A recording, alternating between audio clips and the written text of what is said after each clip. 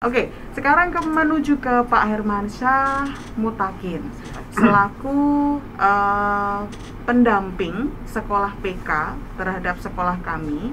Nah, ini pertanyaannya Pak, peran serta pihak Universitas 11 Maret melakukan kontribusi dalam mendampingi kami ini sejauh mana Pak Herman? Monggo.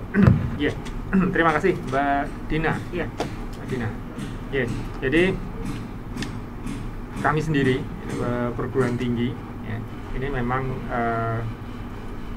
mendampingi sebagai pendamping dalam program SMA PK ini kan baru pertama ini. Iya, oke. Pertama ini. Artinya di tahun 2020 kemarin kita sudah mendengar program Center of Excellence ya. Cuma terus habis itu belum ada lagi kabar lagi ya. Tiba-tiba di tahun 2001 ini ada program pendampingan SMA PK. Nah, ini kita diminta untuk mendampingi kurang lebih 17 SMK PK yang ada di wilayah Jawa Tengah. Oke. Yeah. Dengan beberapa ini program studi, kalau di tempat kami program studi atau kompetensi yang ada di SMK PK masing-masing. Kalau paling banyak memang multimedia. Multimedia ini yang paling banyak sendiri. Iya. Ya, multimedia paling banyak. Kemudian yang lainnya adalah dari manajemen, marketing, kemudian pertanian juga ada. Ya. Tapi yang paling banyak multimedia. Dan multimedia ini kita ada beberapa dosen dari program studi yang terkait untuk mendampingi di multimedia. Nah, kami di sekolah vokasi ini juga baru, artinya secara fakultasnya ini kita baru kurang lebih 2 tahun. Jadi tahun 2019 sekolah vokasi ini muncul atau berdiri, tapi program studinya ini kita sudah cukup lama warawirinya. Jadi kalau dulu kita masih di bawah fakultas yang menginduk kepada jenjang strata 1 atau S1, dan kemudian di tahun 2019 dikumpulkan menjadi satu di dalam Fakultas Sekolah Vokasi ya. Dan di 2021 inilah kemudian kita ikut pendampingan ini. Di tempat kami untuk multimedia ini ada 3 prodi yang ikut mendampingi. Jadi kami dari DKV, kemudian dari komunikasi terapan, kemudian dari teknik informatika. Yeah. Nah, dari 3 prodi ini kemudian disebar ke 17 SMK tadi, PK, ya, sekolah PK tadi ya, yang sesuai dengan kompetensinya karena multimedia itu tadi. Ya. Jadi yang kami lakukan dalam hal ini adalah universitas ya, ini mendampingi ya sebagai konsultan. Baik dalam bidang penyusunan kurikulum atau mungkin nanti sarana dan prasarana yang terkait dengan kompetensi dari masing-masing SMK tadi, agar supaya apa yang nanti direncanakan ini bisa berjalan sesuai dengan apa yang dibutuhkan oleh SMK PK, dan nanti juga bisa digunakan untuk industri, jadi juga bisa mendukung dari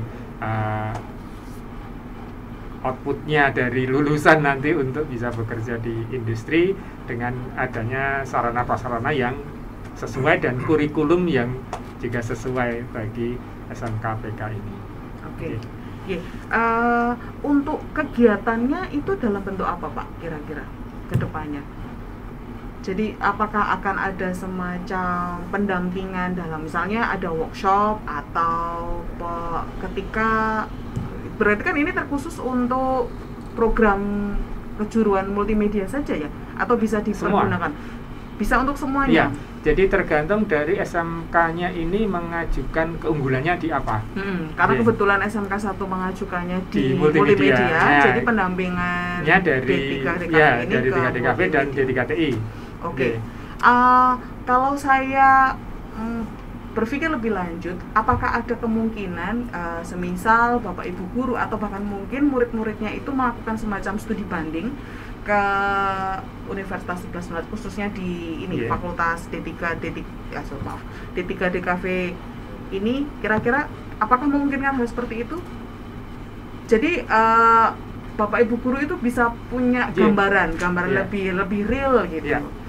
Bisa jadi seperti itu. Artinya kan selama ini mungkin kurikulum antara pendidikan tinggi dan SMK mungkin belum bisa nyambung. Nah, dengan adanya pendampingan SMAPK ini artinya kan nanti kurikulum dari SMK dan kurikulum dari perguruan tinggi yang nantinya itu outputnya adalah yang dibutuhkan industri itu bisa saling sambung.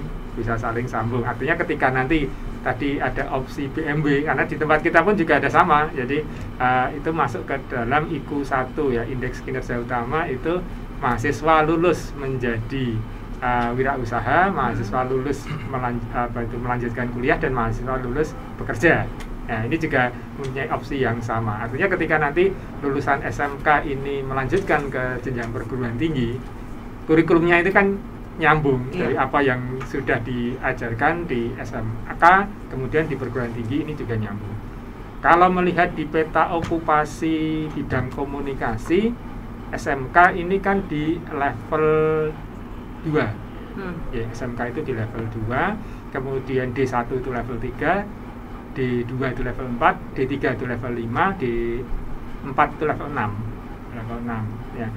Jadi dari level 2 ini untuk kompetensinya adalah junior operator untuk SMK ya. Jadi ketika lulus nanti dia menjadi junior operator. Nah, itu akan meningkat di level 3, level 4, level 5 sampai dengan level 6, nanti sampai dengan yang paling tinggi ini level 9. Level 9 itu setara mungkin dengan doktoral ya dokter terapan atau S3 tapi untuk terapan ya. Nah, jadi dari peta okupasi itu berdasarkan level yang dibuat oleh SKKNI ini nanti bisa menjadi acuan ketika menyusun kurikulum. Outputnya ketika nanti SMK itu lulus, dia menjadi junior operator ketika bekerja di industri, sementara untuk di level D3 ini nanti sudah ada pemilahan untuk kompetensi sesuai dengan bidangnya. Jadi misalnya kalau ini saya contohkan DKV ya, karena saya dari bidang DKV. DKV ini kalau di level SMK ini masih junior operator tadi, kemudian untuk level 5 di lulusan D3 ini sudah mulai penjurusan ke sesuai dengan fungsi DKV-nya. Jadi DKV itu kan punya fungsi sebagai desain grafis informasi, desain grafis identitas, dan desain grafis persuasi. Dari masing-masing ini nanti akan melahirkan pada ini bidang pekerjaan atau pada spesialisasi tersendiri. Ya. Misalnya persuasi nanti video iklan, ya kemudian stasiun TV, kemudian kalau identitas nanti ke production house atau mungkin juga ke in-house design dan sebagainya. Jadi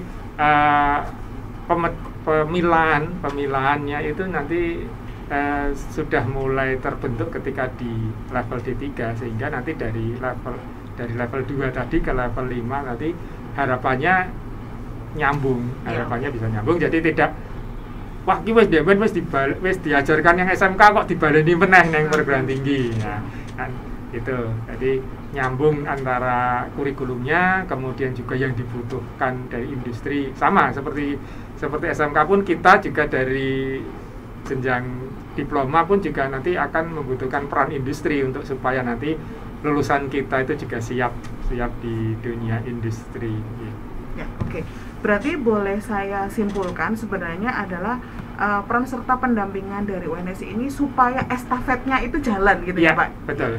Jadi ketika nanti anak-anak dari jurusan multimedia ini lulus, ketika mereka melakukan BMW tadi, apakah mereka bekerja atau apakah mereka melanjutkan belajarnya atau mereka melakukan wirausahanya itu, mereka itu tidak terhenti gitu ya. Atau ketika mereka mau melanjutkan ke sekolah yang lebih lanjut dengan level lebih lanjut itu pemetaan pembelajarannya, materi Yeah. belajarnya itu tidak terputus Tidak atau terputus tidak atau melakukan yeah. overlap gitu ya Pak? Ya, overlap. Itu wis diajarke kok diajarke Ulang meneh. lagi. Kan Oke, gitu. oke. Karena kan bidang kami DKV ini mulai tahun 2000 ya mungkin ya.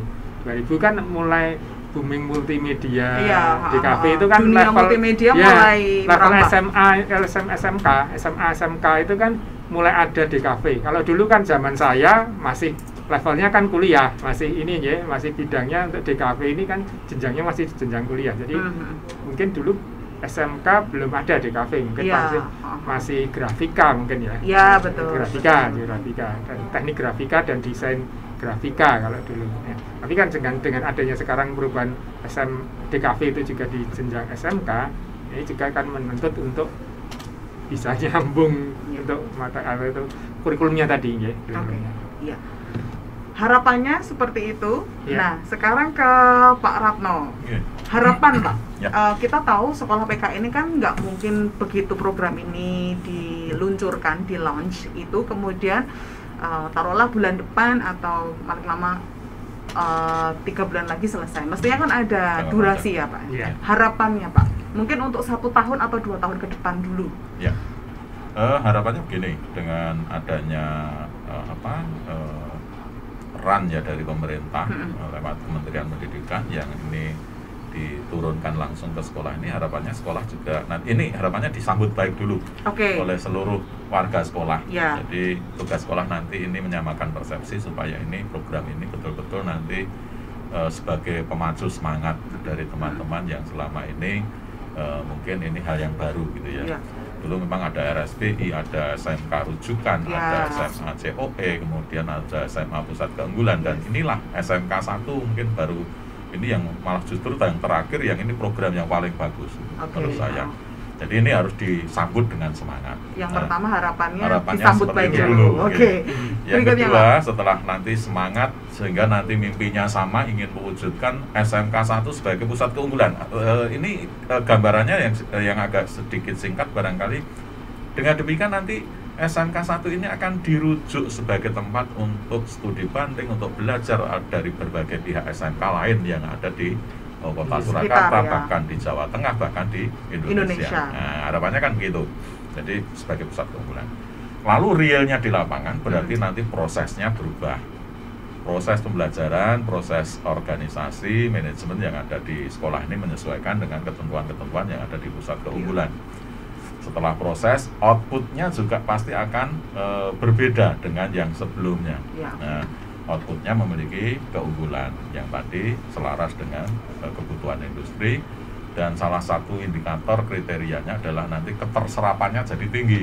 Oke, ya. Jadi, Endingnya itu. Iya, keterserapan tamatan jadi tinggi. Keterserapan ini bisa jadi ada yang bekerja, kalau tadi BMP berarti ada yang melanjutkan, sekolah, ada yang berwirausaha. Gitu. Ini kita harapkan 100% anak. Katakanlah industri itu banyak yang menunggu lulusan SMK 1. Iya, oke. Nah, itu. Oke.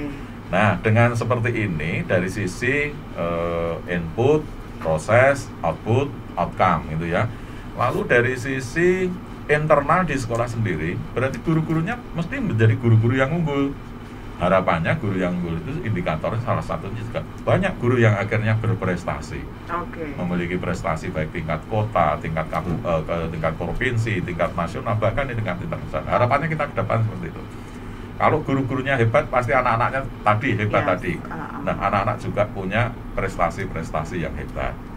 Jadi entah itu dalam bentuk kompetisi kompetensi, jadi kayak LKS atau kompetisi yang lain, itu selalu mendapatkan peringkat-peringkat yang baik. Ini menandakan bahwa sekolah ini betul-betul unggul dari sisi penyiapan siswanya.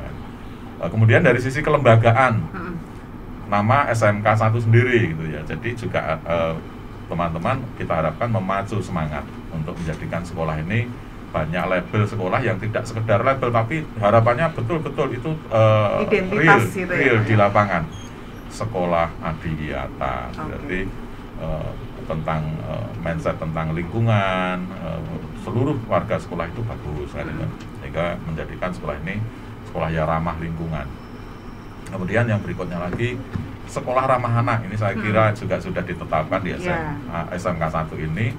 Ya, berarti ini kalau diimplementasikan luar biasa bagusnya gitu. Anak-anak akan merasa nyaman berada di sekolah, senang berada di sekolah. Kalau sudah merasa nyaman, senang. Kalau seandainya sudah ini loh ya, sudah pembelajaran tatap muka. Kalau sudah pembelajaran tatap muka maksud saya. Kalau pembelajaran daring pun juga mindset gurunya sudah berubah.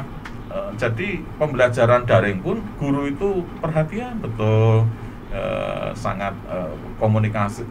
komunikasinya bagus, komunikatif dan sebagainya. Jadi sekolah ramah anak ini memang kan melindungi hak-hak anak. Kemudian kita berusaha tidak ada pembulian di sekolah antara anak, antar guru dengan anak dan sebagainya. Pokoknya hal yang bagus kalau. Kemudian ada lagi gerakan sekolah menyenangkan. Gerakan sekolah menyenangkan berarti sekali lagi suasana sekolah ini yang tadi kalau bicara tentang industri berarti nanti nuansanya sudah nuansa industri, kemudian nuansa belajarnya adalah menyenangkan, sehingga harapannya sekolah sebagai taman belajar itu akan terwujud. Jadi anak itu ke sekolah itu bukan beban, tetapi ini justru menjadi hal yang ditunggu-tunggu saat di rumah. Saya segera pengen sekolah karena banyak hal yang positif yang diambil, yang dipelajari di sekolah.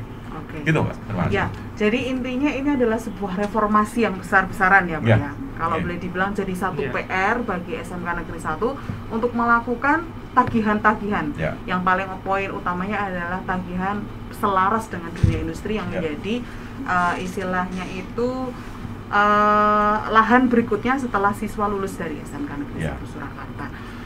Yang terakhir Pak Herman, kalau harapan dari pihak UNS sendiri selaku pendamping sekolah PK untuk program kali ini apa Pak?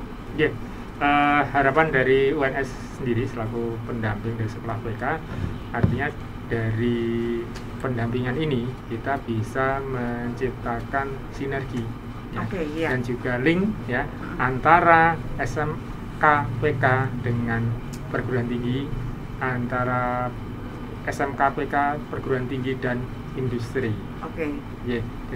Dengan sinergi, dengan kolaborasi ini nantinya output yang dihasilkan nanti akan sesuai sesuai. Jadi artinya ketika nanti mereka bekerja itu juga sesuai dengan apa yang diharapkan oleh industri. Ketika nanti mereka melanjutkan